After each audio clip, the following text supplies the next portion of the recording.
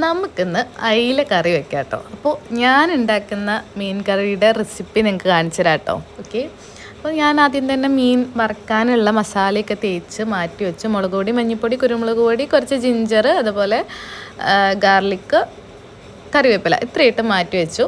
പിന്നെ നമ്മുടെ കൊടമ്പുള്ളി എടുത്ത് സോക്ക് ചെയ്തു. ഒരു 4 കൊടമ്പുള്ളിയാണ് ഞാനിവിടെ എടുക്കുന്നത്. അത് കഴിഞ്ഞ് ഒരു അര സവോള, അതുപോലെ ഒരു കുഞ്ഞു തക്കാളി, ജിഞ്ചർ, ഗാർലിക്ക് ഞാൻ ചതച്ചാട്ടോ ഇടുന്നത്. പേസ്റ്റ് വേണ്ടവർക്ക് പേസ്റ്റ് ഇടാം. എന്നിട്ട് ഞാൻ പാൻ വെച്ചു.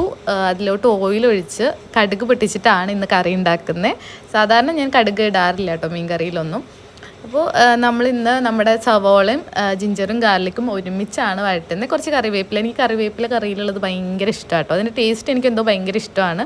നന്നായിട്ട് സവോള വഴണ്ട് വന്നപ്പോഴത്തേക്ക് നമ്മുടെ ടൊമാറ്റോ ഒരു കുഞ്ഞു പീസാക്കിയിട്ട് അരിഞ്ഞ് വെച്ച് ടൊമാറ്റോ ഇട്ട് നന്നായിട്ട് വഴറ്റി കൊടുത്തു. നന്നായിട്ട് വഴണ്ട് വന്നപ്പോഴത്തേക്ക് നമ്മളതിലോട്ട് മുളക് പൊടി, ഞാൻ 2 സ്പൂൺ സാധാരണ എരിവുള്ള മുളക് പൊടി, ഒരു അര സ്പൂൺ കാശ്മീരി ചില്ലി പൗഡർ ഇട്ട് കൊടുത്തത്, പിന്നെ ഒരു അര സ്പൂൺ മഞ്ഞൾപ്പൊടി, അര സ്പൂൺ മല്ലിപ്പൊടി, ഇത്ര ഇട്ട് കൊടുത്തോളൂ കേട്ടോ. ഇത്ര ഇട്ട് നന്നായിട്ട് അതിൻ്റെ പച്ചമണം മാറുന്ന വരെ നന്നായിട്ട് ഇളക്കി കൊടുത്തു. ഇളക്കി കൊടുത്ത ശേഷം അതിൻ്റെ പച്ചമണം മാറിക്കഴിഞ്ഞ ശേഷം നമ്മൾ നേരത്തെ സോക്ക് ചെയ്ത് വെച്ചിട്ടുള്ള കൊടമ്പുളി അതും കൂടി അതിൽ ഒഴിച്ചു കൊടുത്തു കേട്ടോ. അത് കഴിഞ്ഞ് കുറച്ച് ചൂടുവെള്ളം വെച്ച് ആവശ്യത്തിനുള്ള ഉപ്പ് ഇട്ട് കൊടുക്കുക.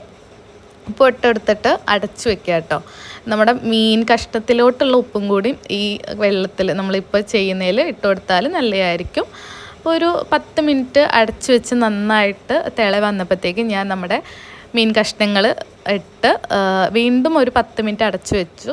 പിന്നെ നമുക്ക് കറി വറ്റിക്കണമെങ്കിൽ തുറന്ന് വെച്ചിട്ട് നന്നായിട്ടൊന്ന് വേവിച്ചെടുക്കുക. അപ്പോൾ നമ്മുടെ കറിയുടെ എണ്ണ തെളിഞ്ഞ് വന്നാൽ നമ്മുടെ മീൻ കറി ആയിട്ടോ.